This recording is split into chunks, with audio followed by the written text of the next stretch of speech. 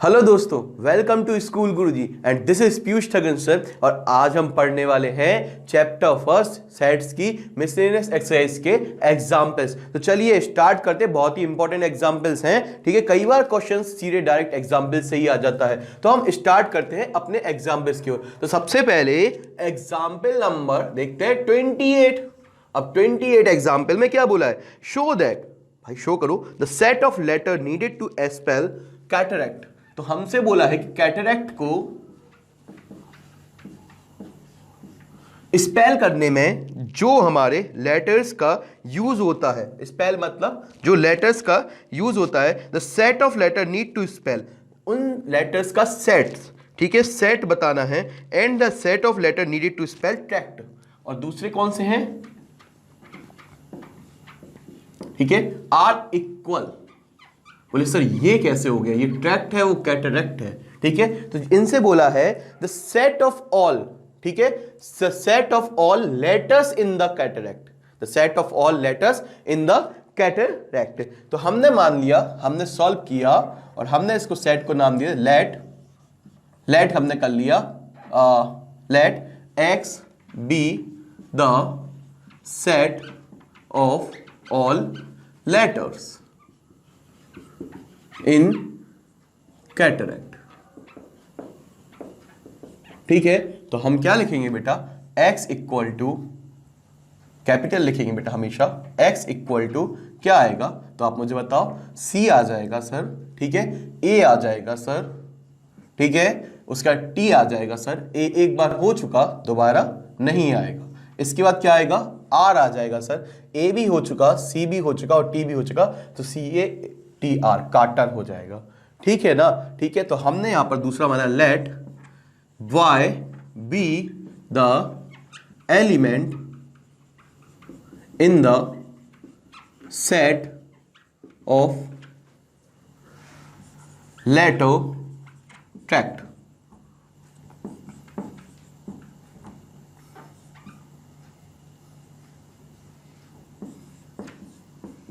ठीक है ना, तो हम देख लेते हैं भाई, ठीक है। तो हमने लिखा y इक्वल टू t, ठीक है, t। इसके बाद बेटा हमने r लिखा, a लिखा और c लिखा, ठीक है। t हो चुका है, दोबारा नहीं करेंगे। तो बेटा पोजीशन मैटर नहीं करती, कई बार बताया है कि हमारी पोजीशन मैटर नहीं करती, ये सेम ही लिखा है। आप इसको CATR, ठीक है, ऐसे भी लिख सकते हो। तो अगर आप देखो इसमें जो एलिमेंट्स है और इसके एलिमेंट सेम है, तो हम ये कह सकते हैं x equal to y, the elements in x is same as in y, ठीक है। तो need then they would same spell, ठीक है ना। तो elements are same, hence they both spell same in set। Clear है ना? वो सेट के अंदर सेम स्पेल करेंगे बिकॉज एलिमेंट्स सेम है। कितना छोटा सा एग्जाम्पल था, ठीक है ना। समझ में आ गया होगा कि यस सर दोनों के हमारे लेटर्स सेम है, इस वजह से वो दोनों स्पेल भी सेम करेंगे। तो फटाफट आ जाते हैं हम क्वेश्चन नंबर 29 पर, है ना। इजी लगा ना? बहुत ही इजी था सर, ठीक है, समझ में आ गया ये वाला? बिल्कुल सर। तो ये छोटा मोटा एग्जाम्पल कभी भी हमारे बेसिक क्वेश्चन आंसर्स के हिसाब से आ जाता है कि भाई ट्रैक्ट या कैटरैक्ट के सेट ऑफ लेटर्स में लिखो, तो हमारा ये ऑब्जेक्ट टाइप में कभी भी पूछ लेते हैं, ठीक है। अब हम आ जाते हैं एग्जाम्पल नंबर, ठीक है, 29 पर। और एग्जाम्पल नंबर 29 पर देखते हैं क्या बोला है हमसे। List all the subsets of set, ठीक है। तो इस सेट्स के जो सेट था, ये हमारा कौन सा सेट था बेटा? -1 0 और 1। इसके आप ऑल सबसेट्स बनाओ, तो है ना। तो हम यहां पर बना देते हैं। हमने लेट कर लिया, सॉल्व किया, ठीक है ना बच्चों, ठीक है। लेट कर लिया, लेट क्या किया हमने? Let A B any set denote this set which denotes this set, which denotes लिख सकते हैं। तो हमने A इक्वल टू लिख दिया यहां से -1 0 1। Then subsets of A, subsets of A. ठीक है, तो यहां से ये तो बिल्कुल बेटा बेसिक क्वेश्चन है, एग्जाम्पल नंबर 30 से आपको थोड़ा सा इजी हो जाएगा। तो फटाफट देखते हैं, इसको खत्म करते हैं और हम अपने एग्जाम्पल नंबर 30 पर आ जाएंगे। तो हमने इसके सबसेट्स लिखे, तो सबसेट्स क्या हो जाएंगे बेटा, आप लिखोगे सर A1 हो जाएगा, कोई A1 सबसेट बनेगा, वो कितना हो जाएगा बेटा, खाली हो जाएगा। ठीक है, इसके बाद A2 सबसेट बनेगा, उसके नाम दे दिए हमने, वो कितना बनेगा बेटा, -1। उसके बाद क्या बनेगा बेटा, A3 बनेगा, वो कितना होगा बेटा, 0। इतनी चीज क्लियर है ना, यस सर। उसके बाद A4 बनेगा, वो कितना बनेगा बेटा, 1। सिंगल सिंगल सारे बन गए, खाली बना, फिर सिंगल की बारी आई। अब किसकी बारी आएगी, A5, और A5 में क्या होंगे बेटा, डबल होंगे, तो -1, 0। A6 बनेगा, तो कितने बनेगा बेटा, A6 में 0, 1। ठीक है ना, ठीक है। और A7 बनेगा, उसमें क्या होगा बेटा, -1, 1। ठीक है, और A8 बनेगा जो बेटा, उसमें क्या होगा सर, ये तो दो के बन चुके हैं सर, आपने इसका बना दिया, इसका बना दिया और एक बार इन दोनों को ले लिया। ठीक है ना, तो अब हमारी ये सेट बन चुके हैं। अब क्या बनेगा, तीनों का बनेगा, तो होगा -1, 0। ठीक है, तो टोटल नंबर ऑफ सबसेट्स कितने हो गए, तो टोटल नंबर ऑफ सब सेट्स। ठीक है ना, तो कितने हो गए, 4 यहां पर है, 4 यहां पर है, कितने हो गए, 8। तो ये कैसे निकालते हैं, तो नंबर ऑफ एलिमेंट कितने हैं, 1 2 3। तो नंबर ऑफ एलिमेंट तो हम इसको निकाल भी सकते हैं 2 की पावर नंबर ऑफ एलिमेंट्स। ठीक है ना, तो 2 की पावर नंबर ऑफ एलिमेंट क्या होते हैं, 2 की पावर नंबर ऑफ एलिमेंट 3, कितने आने चाहिए, 8।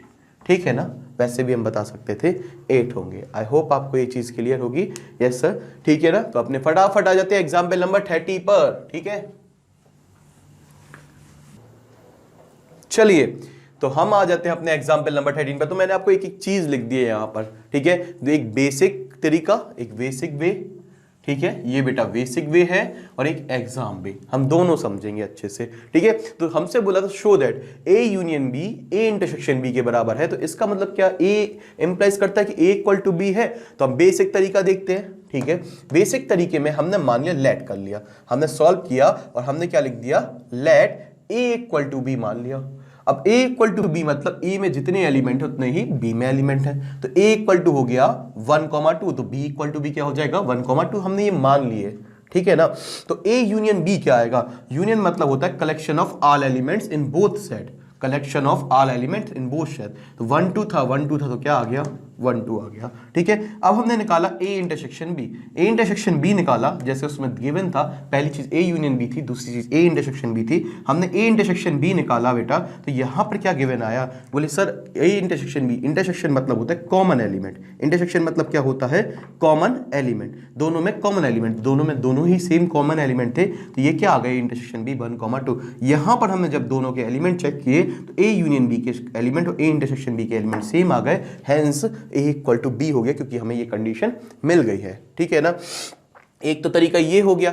दूसरा तरीका एग्जाम है, ये भी कोई टफ नहीं है, देखो बेटा बहुत इजी है, मैंने एक चीज इसलिए लिख दी जिससे आपको ये एग्जाम में बहुत अच्छे से क्लियर हो जाए। ठीक है, तो एग्जाम में क्या कहता है, हमने मान लिया कोई एलिमेंट है, जैसे हमने ये मान लिया 1 ही था, वो ए में है, तो हमने ये मान लिया कोई एलिमेंट तो होंगे ही, किसी सेट में कोई ना कोई एलिमेंट होते ही है, तो वो एलिमेंट का नाम मान लिया ए। 1 2 3 नहीं मानते, तो हमने मान लिया ए किससे बिलोंग कर रहा है, ए से कर रहा है। अगर a कोई एलिमेंट a से बिलोंग करता है तो इसका मतलब हमेशा ये होता है कि वो a यूनियन b में तो होगा ही होगा, क्योंकि a यूनियन b क्या होता है, collection of all element in both set, दोनों सेट्स में जितने भी एलिमेंट हैं उन सबका कनेक्शन। तो अगर वो a में है तो a यूनियन b में तो होगा ही होगा, अगर वो कोई चीज a में है तो a यूनियन b में तो होगा ही, क्योंकि वो तो और ज्यादा होता है, ये तो आते ही है, इसके भी एलिमेंट आ जाते हैं। तो ये तो इसमें 100% की बात है, ये यूनिवर्सल ट्रू है कि अगर कोई एलिमेंट a में है तो 100% a यूनियन b में ही होगा। ठीक है ना, इतनी बात समझ में आ गई ना सर। ये समझ में अगर मान लो a इक्वल टू 1,2 था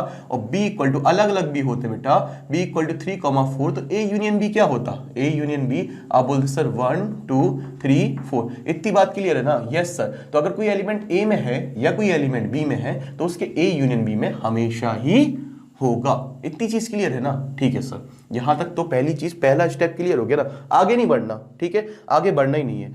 अब हमें क्या गिवन था, सिंस हमें क्या चीज थी गिवन थी कि a union b a intersection b के बराबर है, a union b A intersection B के बराबर है। तो हमारा जो ए यूनियन बी था हमने इसको यहां पर क्या कर दिया, यहां पर सेम ए इंटरसेक्शन बी कर दिया, कोई दिक्कत तो नहीं है ना। अब जो हमारा ए यूनियन बी स्टेप था इसके ऊपर हमने उसको लिख दिया ए इंटरसेक्शन बी, क्योंकि A union B A intersection B के बराबर है।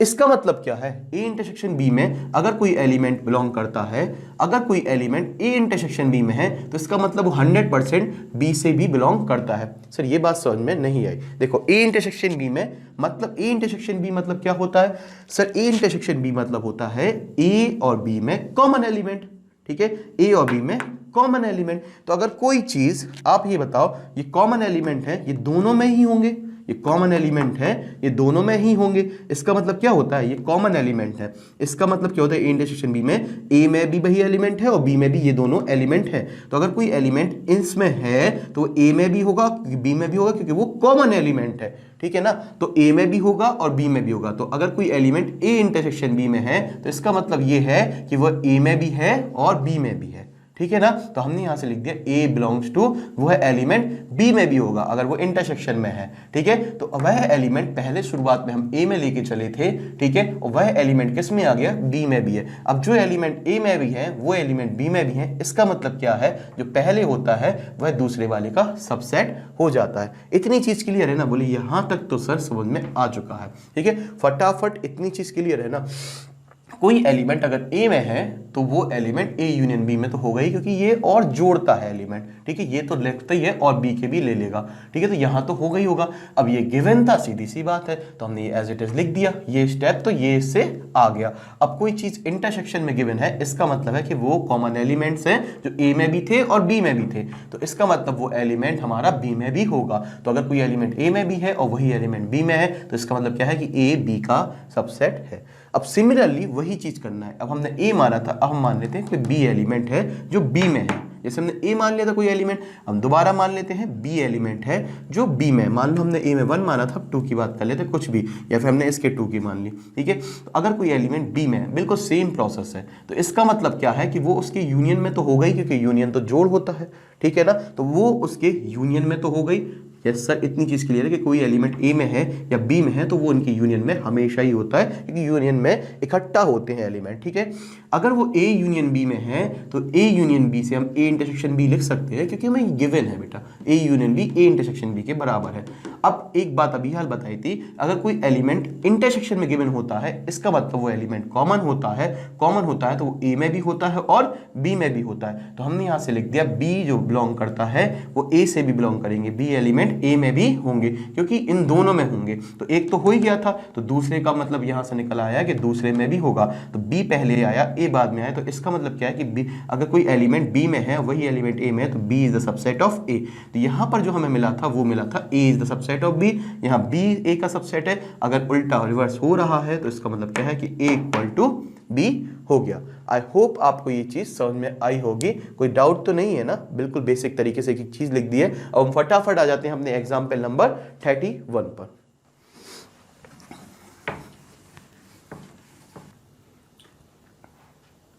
चलिए, तो हम आ गए हैं अपने एग्जाम्पल नंबर 31 पर।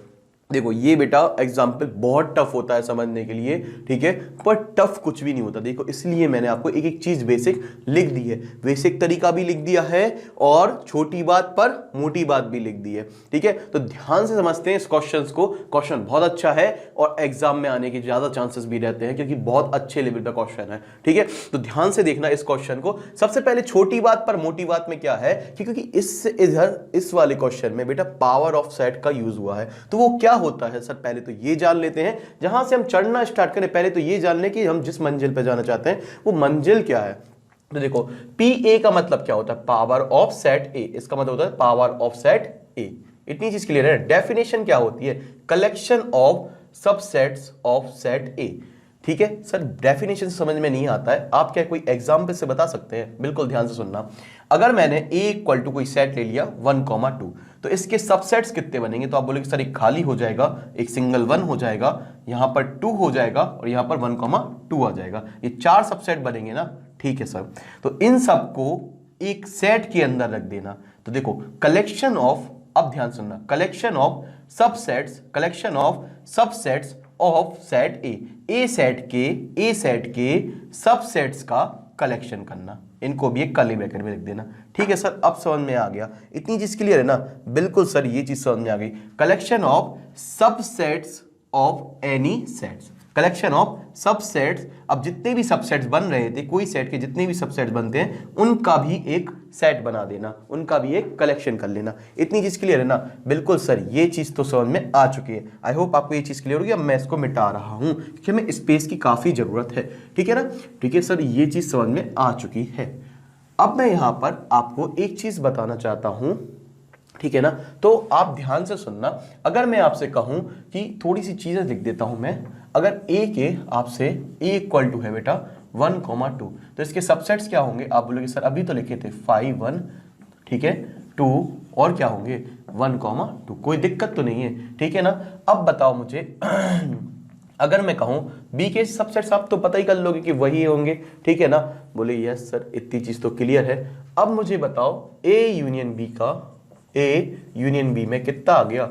2 था ना, ठीक है? ए यूनियन बी में मान लो अगर 2 है तो इसके सबसेट्स क्या होंगे? आप बोलोगे सर इसका सबसेट होगा 5 और ये स्वयं खुद। ये ठीक है ना? पहली चीज ये हो गई, दूसरी चीज ये हो गई। इतनी चीज क्लियर है ना? बिल्कुल सर, यहां तक तो चीज क्लियर है। ठीक है, अब मैं आपसे पूछूं आगे कि कोई चीज, जैसे मैंने बी का तो अगर आपसे बोलूं तो बी का कोई लिखने का मतलब नहीं है। ठीक है, तो यहां तक आपको आई होप समझ में आया होगा कि इनके सबसेट्स ये होते हैं। अब हम बेसिक तरीके से आ जाते हैं, ठीक है? फिर हम इस पे भी आ जाएंगे, कोई दिक्कत वाली बात नहीं। अच्छा, बेसिक वे क्या है? अगर हम बोलें कि a इक्वल टू 1,2 है तो पावर ऑफ सेट a क्या हो जाएगा? तो सर उसके सारे सेट्स का कलेक्शन 5 1 2 और 1,2। इतनी चीज क्लियर है ना? हाँ सर, ये चीज क्लियर है, पहली चीज क्लियर हो चुकी है। यहां तक हमने जितना भी पढ़ा है वो हमारे दिमाग में है। b इक्वल टू दिखाता 2,3, तो इसका मतलब होता है 5 2, ठीक है, सेट के अंदर किया, 3 को भी सेट के अंदर किया और 2,3 दोनों को सेट के अंदर किया। इतनी चीज क्लियर है ना? यस सर, यहां तक अब हमारा क्लियर हो चुका है कि इनके जितने भी सबसेट्स बनाए उनको आपने एक सेट के अंदर किया, तो वो बोल दिया पावर ऑफ सेट बी और ये हो गया पावर ऑफ सेट ए। अब हमने सिंपल ए यूनियन बी लिया। अगर हम इनका ए और बी का यूनियन लें तो ऐसा कौन सा एलिमेंट है जो दोनों में इंटरसेक्शन लें, सॉरी ए इंटरसेक्शन बी लें तो ऐसा कौन सा एलिमेंट है जो दोनों में कॉमन है? तो आप बोलोगे सर 2, ए इंटरसेक्शन बी क्या आएगा? 2। अच्छा, ए इंटरसेक्शन बी का अगर 2 है तो इसके सबसेट्स क्या होंगे? सर एक तो 5 हो जाएगा और एक ये खुद हो जाएगा। इतनी चीज क्लियर है ना? हाँ सर, ये चीज क्लियर है। अब अगर power of set A union B की बात करें तो इसके जितने भी सेट्स बनते हैं, इसके कितने बन रहे हैं बेटा? एक तो ये 5 बन रहा है और ये खुद बन रहा है, उनका कलेक्शन। तो यहां पर कोई दिक्कत तो नहीं, तो इसके 2 ही बनेंगे, इसके एक 5 बनेगा और एक ये स्वयं खुद रहेगा, तो उनको हमने एक सेट के अंदर रख दिया, तो ये बन गया power of A union B. ये सब यूज होने वाला है बेटा, तो इसको समझ लो बहुत अच्छे से, ठीक है ना? अब हमने पी ए और पी बी का इंटरसेक्शन निकाला, क्योंकि यहां पर यूज हो रहा है P A intersection P B, तो हमने सब चीजें निकाल ली, जिसमें यहां पर जब मैं समझाऊं तो आप यहां से बगल से उसको ध्यान से देख के समझ सको कि ऐसा क्यों हो रहा है। P A intersection P B, तो अच्छा इन दोनों का इंटरसेक्शन मतलब क्या होता है? इन दोनों में कॉमन एलिमेंट। तो देखो 5 5 कॉमन मिल गया, 2 और 2 कॉमन मिल गया, 3 1 है, यहाँ पर 1 नहीं है, यहाँ 3 है तो यहाँ 3 नहीं है, यहाँ 2 3 है तो 1 2 नहीं है, ठीक है ना? अच्छा सर, इसको तोड़ नहीं सकते, 2 है यहाँ पर, ऐसा नहीं तोड़ सकते, ये पूरा एक एलिमेंट है 2,3 और ये 1,2, तो सिर्फ हमें 2 ही मिले। वो कौन से मिले? 5 और 2। तो देखो ए इंटरसेक्शन बी हमारा एक तरीके से अगर आप देखो तो ए इंटरसेक्शन बी में जो हमारा 5,2 आया है, आप ये एग्जांपल बिल्कुल सही है, आप इसको बिल्कुल सही कह सकते हो। तो पी ए इंटरसेक्शन बी में जो आया है वही P A intersection P B में आया है, तो हम ये कह सकते हैं hence P A intersection B equal to P A intersection P B. यहां तक चीज क्लियर है ना? आप इस एग्जाम्पल से क्या होगा, कोई गलत नहीं माना जाएगा, ठीक है? पर अगर आपकी बुक्स में, टीचर्स में, या फिर आपके एग्जाम को तरीके से करना है जो आपकी बुक्स में लिखा है, तो वो भी समझा देता हूं, मुझे कोई दिक्कत नहीं। आपका ये तरीका बिल्कुल ही बेसिक है और बहुत ही इजी तरीका है आपको इस क्वेश्चन को, ठीक है? मार्क्स तो मिलेंगे ही मिलेंगे, ठीक है? इतनी तो मेरी गारंटी है, ठीक है? तो ये जो चीज आई, ये जो चीज आई और ये चीज आई बिल्कुल सेम आई ना, ठीक है? तो हम ये कह सकते हैं कि P A intersection B P A intersection P B के बराबर होता है। अब हमने ये चीज क्लियर कर ली सर, ठीक है? आपने बेसिक बेस समझा दिया सर, ये और बता दो बुक में क्या लिखा है, छपा है, मेरे तो ऊपर से जा रहा है। तो देखो ध्यान से सुनना, अगर कोई एलिमेंट, देखना ध्यान से, अगर हम देखो हमें यही प्रूफ करना है ना, तो एक बार हम इसको इसका सबसेट प्रूफ कर देते हैं और एक बार इसको इसका सबसेट प्रूफ कर देते हैं। जैसे ए एक सबसेट ऑफ बी हो गया था और बी ए सबसेट का हो गया था, था तो हमारा ये, ठीक है, ए इक्वल टू बी हो गया था। जब भी इक्वल वाले क्वेश्चन आए तो दोनों को एक दूसरे का सबसेट प्रूफ करना सीखो, ठीक है। तो सबसे पहले हमने पिछले क्वेश्चन में ऐसे ही किया था, ठीक है। तो हमने मान लिया कोई एलिमेंट है, अगर ये एलिमेंट इसमें भी हो जाए और यही एलिमेंट इसमें भी हो जाए तो इसका मतलब क्या है कि ये इसका सबसेट है। ऐसे ही किया था ना, ध्यान से सुनना क्या बोला मैंने। अगर यहां से लिखा है ए इक्वल टू बी, तो अगर x बिलोंग्स टू a करता है और x बिलोंग्स b करता है, इसका मतलब क्या होता है, कोई एलिमेंट a में भी है और b में भी, मतलब a b का सबसेट है। ये बात क्लियर है ना। तो हमें यही प्रूफ करना है, ठीक है ना। तो अब a की जगह पर अब इन चीज़ों को लेंगे, ठीक है ना। तो अब हम देखते हैं कैसे करना है। ध्यान से सुनना, अगर कोई element p a intersection b में है, अगर कोई element p a intersection b में है, एलिमेंट कौन सा होगा, ये 5 होगा या फिर अपना ये 2 होगा। तो वह element A union A intersection B का सबसेट होगा, ठीक है। तो ये बात समझ में नहीं आई। देखो, अगर हम इसके यहां पर ध्यान से सुनना, अगर कोई element P A intersection B में बिलोंग करता है, एलिमेंट कौन से होंगे, या तो 5 होगा या फिर 2 होगा, ठीक है ना।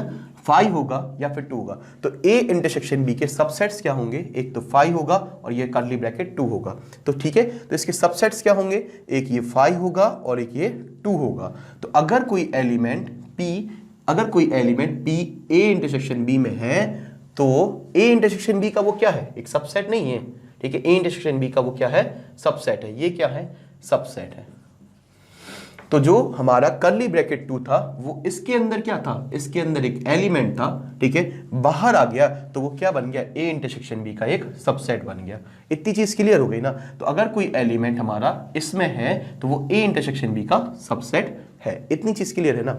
अगर कोई चीज A इंटरसेक्शन B में है, सबसेट है, अगर कोई element A intersection B, A intersection मतलब होता है कॉमन, कॉमन मतलब कि वो E का भी सबसेट होगा और B का। ये बात पहले ही भी बताई थी हमने कि अगर कोई चीज आपकी एक इंटरसेक्शन B से बिलोंग करती है, अगर आपकी बिलोंग करती है तो वो एलिमेंट A में भी है और वही एलिमेंट B में भी है, ठीक है ना। इस बात को समझना, अगर कोई चीज हमारी A इंटरसेक्शन B से बिलोंग करती है तो उसका मतलब होता है कि वो A में भी है और B में। इंटरसेक्शन मतलब कॉमन, तो दोनों में कॉमन आया होगा तो वो इसमें भी होगा, तभी इसमें भी होगा, तभी तो कॉमन एलिमेंट में आया होगा, ठीक है ना। तो ऐसे ही सबसेट में होता है कि अगर कोई चीज A इंटरसेक्शन B में है, ठीक है, अगर कोई चीज A इंटरसेक्शन B में, अगर कोई हमारा A इंटरसेक्शन B का सबसेट, A इंटरसेक्शन B का सबसेट, ये वाला चीज ध्यान सुनना, A इंटरसेक्शन B का सबसेट यही है ना, ठीक है। अगर A इंटरसेक्शन B का सबसेट A का भी सबसेट होता है और B का भी सबसेट होता है, क्या A का सबसेट बनाएंगे तो क्या आएगा, तो आप बोलोगे सर A के सबसेट आएंगे, ये देखो A के सबसेट B है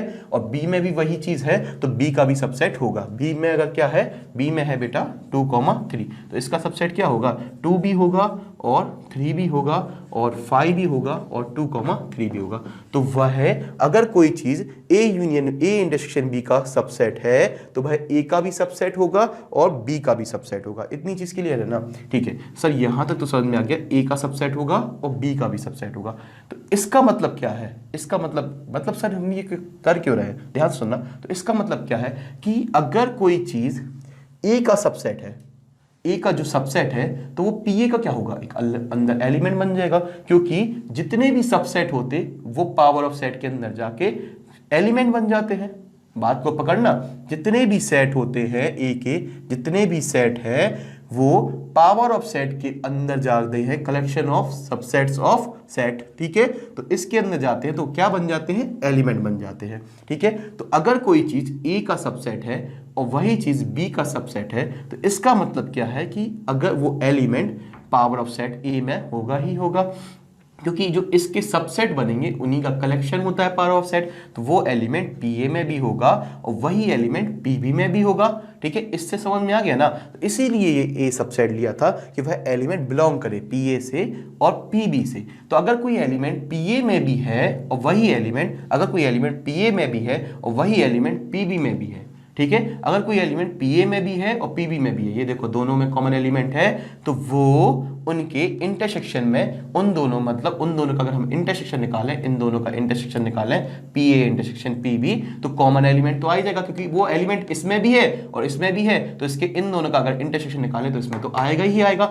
इंटरसेक्शन मतलब क्या होता है, दोनों के कॉमन एलिमेंट। तो ये बात अब मेरे समझ में आ गई कि वो PA में भी होगा और PB में। देखो ये क्वेश्चन आपको 3-4 बार लिख के अच्छे से करना पड़ेगा, और मेरा वीडियो 1-2 बार और देखना पड़ेगा, जिससे ये क्वेश्चन आपको दूसरी तीसरी बार में बहुत अच्छे से क्लियर हो जाएगा। ठीक है ना, ये क्वेश्चन बहुत ज़्यादा अच्छे लेवल पे है, तो इसको आपको समझना पड़ेगा। ठीक है, अगर आप 2-3 बार समझोगे ना तो समझ में आएंगी चीज़ें ऐसी क्यों हो रही हैं। ठीक है ना, तो हमने क्या किया, सबसे पहले इसको मान लिया कि कोई एलिमेंट इसके अंदर है, इसके अंदर है तो मतलब क्या होता है कि वो A यूनियन B का सबसेट होता है। अगर कोई एलिमेंट पावर ऑफ सेट के अंदर कोई एलिमेंट है तो वो बाहर जो होगा वो सबसेट होगा, अंदर जाके एलिमेंट बनता है, बाहर क्या होता है, सबसेट होता है। तो वो A यूनियन B का अंदर इसका एक सबसेट होगा। ठीक है, इसका सबसेट है तो मतलब A का भी सबसेट है और B का भी सबसेट है। अगर A का सबसेट है तो इसका मतलब है कि वो TA से बिलोंग करता है, जब तो इसका सबसेट बना। ठीक है, तो अगर यहां पर इसके जो सबसेट थे वो इसके कलेक्शन थे एलिमेंट के, तो ये हमारा इसके अंदर एलिमेंट बन जाएगा। अगर कोई इसका सबसेट है, ठीक है, इसका सबसेट A का सबसेट PA का एलिमेंट, A का सबसेट PA का हमारा क्या बन जाता है, एलिमेंट बन जाता है। तो यहां पर वो एलिमेंट बन गया, तो वो एलिमेंट PA में भी है और वही एलिमेंट PB में भी है। अगर कोई एलिमेंट दोनों में है तो इसका मतलब क्या है कि दोनों में कॉमन एलिमेंट, मतलब PA इंटरसेक्शन PB में भी वो एलिमेंट आ जाएगा। इतनी चीज क्लियर है ना।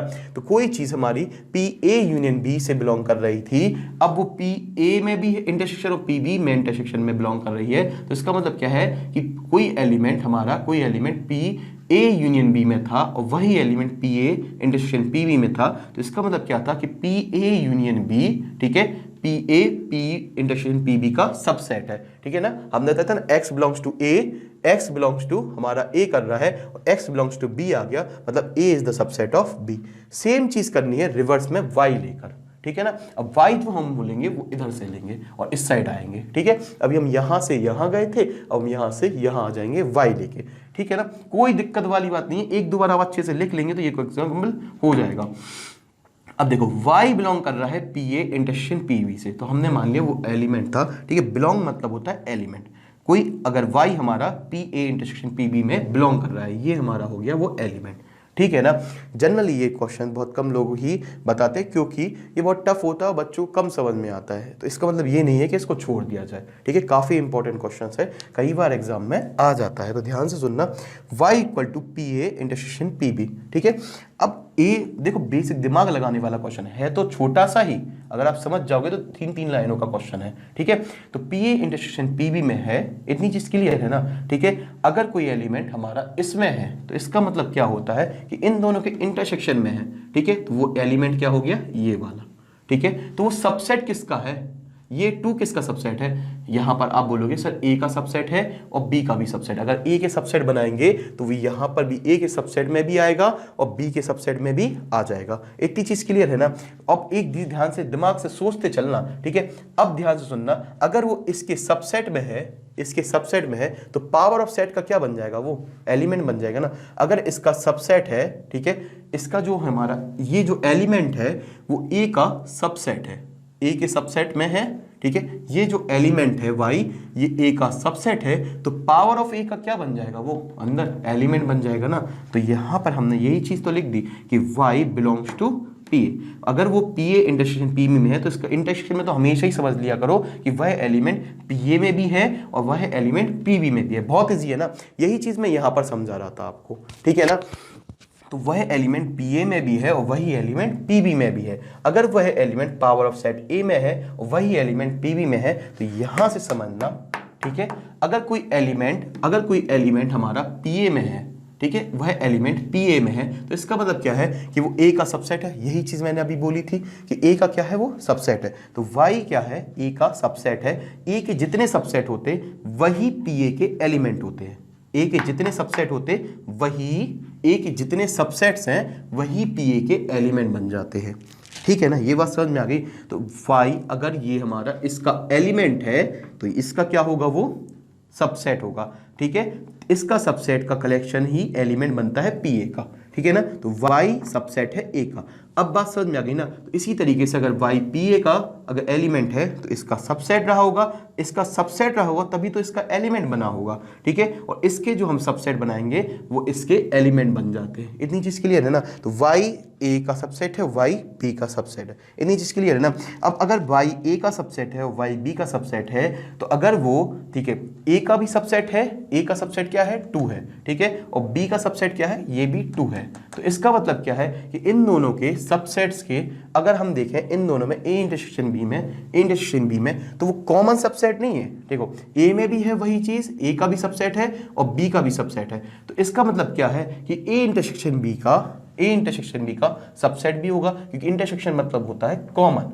तो दोनों में कॉमन सबसेट कौन सा है, यही वाला है ना, यही वाला कॉमन सबसेट है। तो दोनों में अगर वो इसका भी सबसेट है और इसका भी सबसेट है, तो ए इंटरसेक्शन बी का तो 100% ही सबसेट होगा, क्योंकि वो दोनों का कॉमन सबसेट है। ठीक है, तो इसका मतलब ये है कि ए इंटरसेक्शन बी का सबसेट है। अगर कोई चीज ए इंटरसेक्शन बी का सबसेट है, ए इंटरसेक्शन बी का सबसेट है, अगर इसका सबसेट ये है, देखो इसका जो सबसेट है वो पी ए इंटरसेक्शन बी का क्या होगा, एलिमेंट होगा कि नहीं होगा। तो यहां से हमने लिख दिया y अगर इसका सबसेट है तो इसके सबसेट्स का कलेक्शन क्या होता है, अंदर के इसके एलिमेंट होते हैं। तो ठीक है ना, y किसका होगा, बिलोंग करेगा पी ए इंटरसेक्शन बी का। तो y P A intersection P B से बिलोंग कर रहा था और y P A intersection B से बिलोंग कर रहा है। तो इसका मतलब क्या है कि ये चीज इसका सबसेट है। तो यहां से अभी हमारा ये रिवर्स प्रोसेस हो गई, ये क्या आ गई, यहां पर देखना ध्यान से। इसके बाद हमारा यहां से देखना P A intersection P B क्या बन जाएगा, P A intersection P B. ठीक है ना, ये मैंने डबल लाइन खींच दी, ठीक है, जिससे आपको ये चीज क्लियर हो जाए कि ये हमारा अलग चीज है। ठीक है, तो P A intersection P B क्या बन जाएगा, इसका सबसेट बन जाएगा, क्योंकि कोई एलिमेंट इसमें भी है और वही एलिमेंट इसमें भी है। इसका मतलब क्या है कि ये जो चीज है ये इसका सबसेट है। तो ये हमारा पी ए इंटरसेक्शन बी आ गया। इतनी चीज क्लियर है ना। अब हम अगर इसको देखें, इस वाली थ्योरम इसको देखें कि ये इसका सबसेट है और रिवर्स में क्या हो गया, ये इसका सबसेट है, मतलब ये दोनों कैसे हैं, इक्वल है, और ये हमारी चीज प्रूफ हो जाती है। आई होप आपको ये चीज समझ में आई होगी। पहली बार में बहुत ज्यादा आपको टफ लग रहा होगा, कोई बात नहीं बच्चों, ठीक है, मैंने आपको इसलिए बहुत अच्छे तरीके से बताया कि आपको ये चीज समझ में आ जाए। हम अपने अगले क्वेश्चन की ओर आ जाते हैं। एग्जाम्पल नंबर फटाफट 32 पर आ जाते हैं। ठीक है, आपको ये समझ में आ गया होगा। तो हम आ जाते हैं अपने एग्जाम्पल नंबर 32 पर। ठीक है ना, तो 32 को आपका क्या बोलता है, अ मार्केट रिसर्च ग्रुप, ठीक है, market research group conduct a survey किया, ठीक है, सर्वे में ऑफ 1000 कस्टमर। कितने कस्टमर का सर्वे किया बेटा, सर्वे कितने कस्टमर का किया, 1000 का, 1000 लोगों का सर्वे किया मार्केट जाके। एंड रिपोर्टेड दैट, और रिपोर्ट क्या बनाई, अपनी रिपोर्ट बनाई जिसमें 720 लोग थे, 720 लोग जो थे वो प्रोडक्ट ए को लाइक करते थे। किस प्रोडक्ट को लाइक करते थे बेटा, ए प्रोडक्ट को लाइक करने वाले कितने लोग थे, 720 थे। तो नंबर ऑफ जो ए की तरफ झुकाव थे, नंबर ऑफ पीपल्स जो ए की तरफ झुकाव थे, प्रोडक्ट ए की तरफ, वो 720 थे। अगला चीज क्या बोली हमसे कि number of B consumer 450 consumers like product B. तो जो 450 लोग थे वो किस प्रोडक्ट को लाइक करते थे, बी को लाइक करते थे। ठीक है ना। अब हमसे क्या बोला है आगे, what is the least number, कम से कम least number that must have like both product. Both जब भी बोला जाए तो इसका मतलब है इंटरसेक्शन। बोथ मतलब छोटी बात पर मोटी बात में हमने पहले ही बताया था, बोथ मतलब होता है इंटरसेक्शन। ठीक है ना। तो हमें बताना है कि कम से कम कितने लोग दोनों को लाइक करते हैं, दोनों में कॉमन पोर्शन निकालना है। ठीक है ना। अब जो सर्वे हुआ, अगर हम यहां पर देखें तो हमारा एन ए और एन बी से हमारे एन ए और एन बी को प्लस किया जाए तो नंबर ऑफ लोग ज़्यादा हो जाएंगे। 720 और 450 को जोड़ा जाए तो वो हमारा 1000 से बड़ा होगा, मतलब यहाँ पर प्यूपल्स यूनियन ज़्यादा बनेगा। ठीक है, लोग ज़्यादा होंगे, अगर लोग इन दोनों को जोड़ने से अगर हमारा लोग ज़्यादा हो जाते हैं, ज़्यादा मतलब यूनियन बनता है, तो ये क्या हो जाएगा बेटा, एक तरीके से ये यूनियन बनेगा। जब भी इन दोनों का सम इससे ज़्यादा हो जाए तो ये चीज़ हमारी क्या बन जाती है, ए यूनियन बी। ठीक है ना। अदरवाइज कम हो तो हम इसको यूनिवर्स बोल देते कि मतलब बाहर होंगे कुछ चीज़ें। ठीक है ना। अब ये बात समझ में आई होगी। तो अब हमें ये निकालना है, बहुत ही इजी एग्जाम्पल है। आपको पता है एन ए यूनियन बी का फॉर्मूला क्या होता है, आपको पता है N A plus N B minus N A intersection B. ठीक है ना। अब इसके बाद मैंने पढ़ा ही नहीं था तो आप कर लेना, ठीक है, वैल्यू रख के इसकी वैल्यू निकाल लेना, इसके आगे मैं पढ़ के नहीं आया था, आप आराम से कर लेना, ठीक है ना। तो हम अपने फटाफट आ जाते हैं एग्जाम्पल नंबर 33 पर। ये आपके लिए होमवर्क दिया, आंसर बताना कितना आ रहा है, ठीक है। चलिए तो आ जाते हैं हम अपने एग्जाम्पल नंबर 33 पर। तो एग्जाम्पल नंबर 33 क्या बोल रहा है, आराम से देख लेते हैं।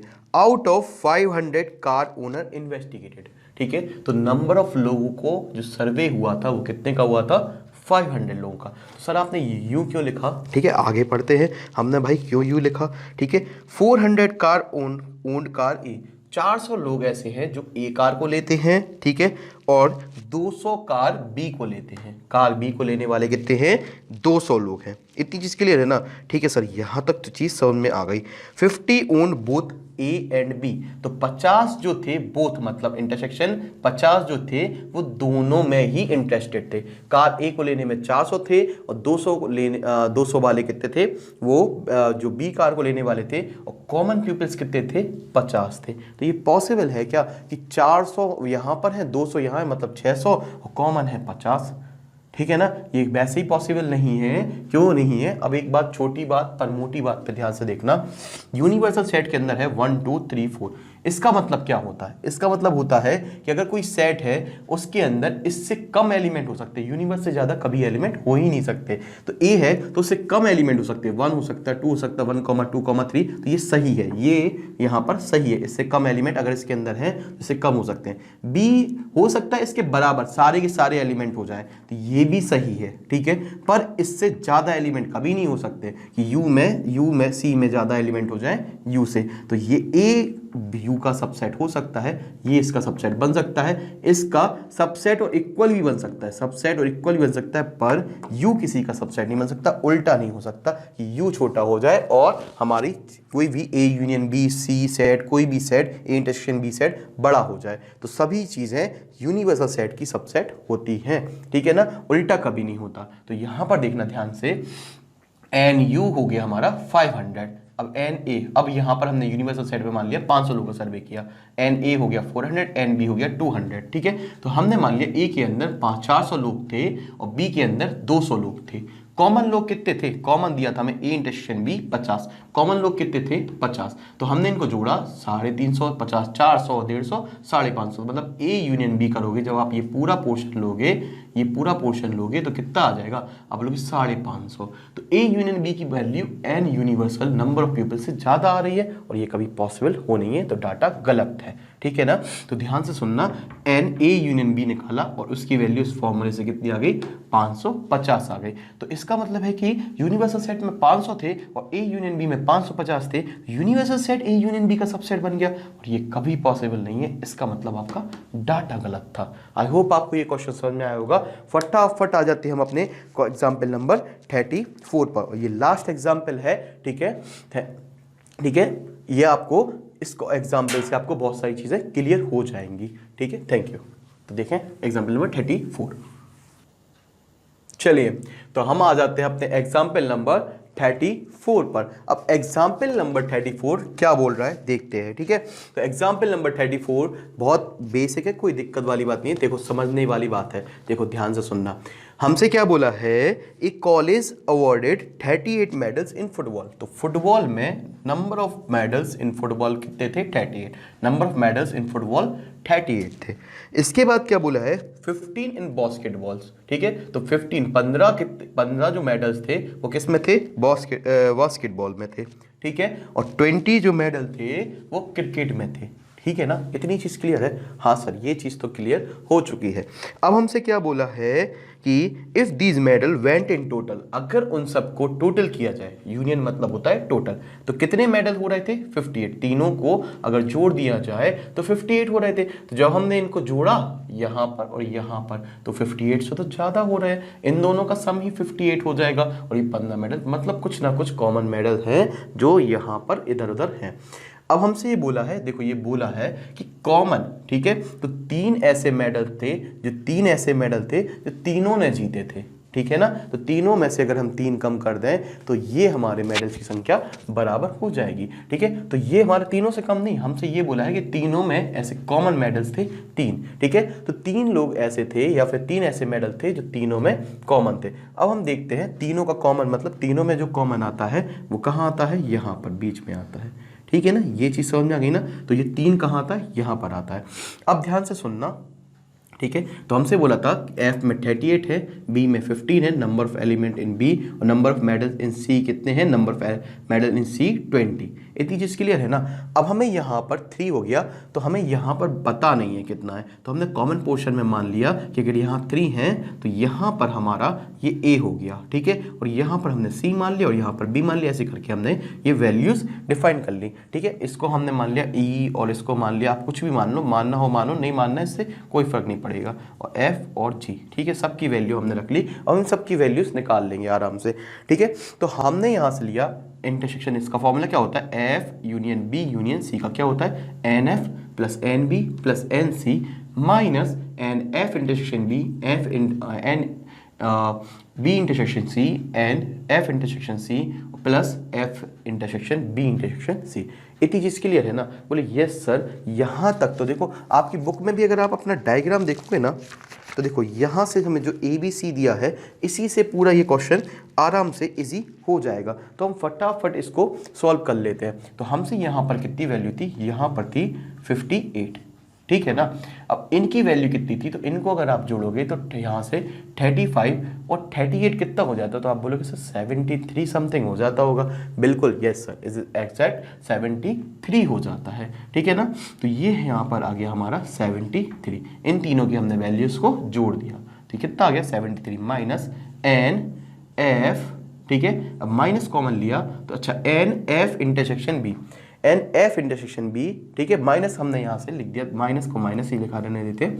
एफ इंटरसेक्शन बी क्या होगा, एफ और यहाँ से हमने लिखा ये हो गया एफ और ये है बी, इन दोनों का इंटरसेक्शन मतलब ये वाला पोर्शन कॉमन, तो ये क्या है a प्लस 3। क्या मैं इसको a प्लस 3 लिख सकता हूँ, बोले यस सर। आप इसको इस वाले पूरे इन दोनों गोलों में बेटा ये दोनों कॉमन है, ये पूरा ही कॉमन माना जाएगा, ये पोर्शन कॉमन है, तो a प्लस 3। तो मैंने इसको लिख दिया यहाँ से a प्लस 3।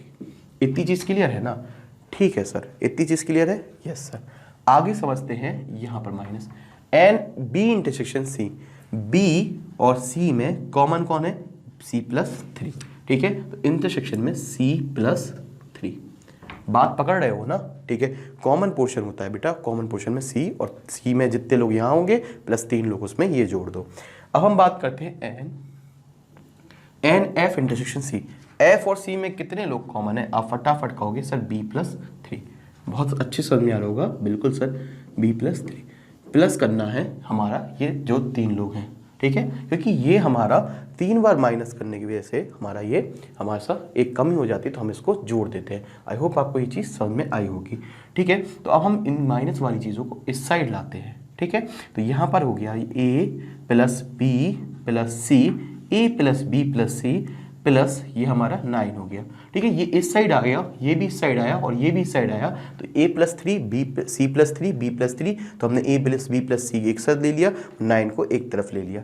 अब 73 में से 58 जाएंगे तो क्या बचेंगे, 15 ही बचेंगे ना, ठीक है। इतनी चीज़ क्लियर है, ये बात तो समझ में आ गई होगी। 73 में से अगर आप 73 में से आप 58 को माइनस कर दोगे तो यहाँ पर हमारा क्या बचेगा, 3 बचेगा, ठीक है ना। उसके बाद यहाँ पर 50 बचेगा और 3 को हमने एज इट इज़ लिख दिया। इतनी चीज़ क्लियर है ना, हाँ सर। तो a प्लस बी प्लस सी, ठीक है, वो 3 एज इट इज़ आ गया, तो ये कितना आ जाएगा, 9। इतनी चीज़ क्लियर है ना। तो हमसे यही बोला था बेटा, अब ध्यान से सुनना क्या होगा, हमसे ये बोला था, ध्यान से सुनना, how many received medal in exactly 2 of these 3 sports. तो ऐसे कितने, एग्जैक्टली 2, ये 3 वाले थे तो हमको इनको नहीं चाहिए था, ये 3 वाले थे, नहीं चाहिए था, एग्जैक्टली 2, तो ये 2 थे, इसमें भी था और इसमें भी था, इन दोनों की। तो हाउ मैनी, इन तीनों का सम चाहिए था, तो हमसे ये आ गया है कि how many peoples get exactly two medals in these sports. ठीक है ना। तो आई होप आपको मिसलेनियस एक्सरसाइज के एग्जाम्पल्स समझ में आए होंगे। ठीक है, अगर आपको ये वीडियो अच्छा लगा तो वीडियो को लाइक करें, ठीक है, सब्सक्राइब करें और अपने दोस्त के साथ शेयर करें। और इन एग्जाम्पल्स को अगर आपको कोई प्रॉब्लम आ रही है तो कमेंट सेक्शन में बोल दें, हम आपको फिर से बता देंगे। Thank you.